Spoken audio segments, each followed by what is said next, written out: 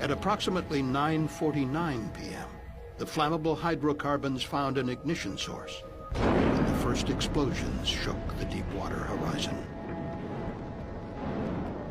With the drill pipe buckled, the explosion and subsequent loss of electrical and hydraulic power from the rig likely activated an automated system on the blowout preventer known as the AMF deadman, which closes the blind shear ram and cuts the drill pipe.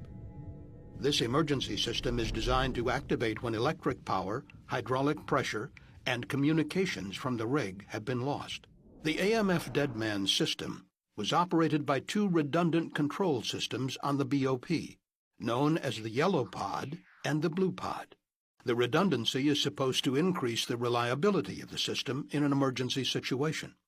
The yellow and blue pods worked independently of each other and were comprised of identical enclosed computer systems and sets of solenoid valves. When activated, the solenoid valves controlled important BOP functions, such as closing the blind shear ram.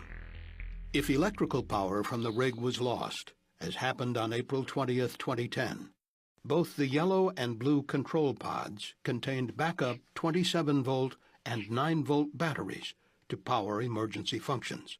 The 9-volt batteries powered computers that would activate the solenoid valves, which were powered by the 27-volt batteries. However, evidence indicates the blue pod had been miswired at some time before the BOP was lowered onto the seafloor.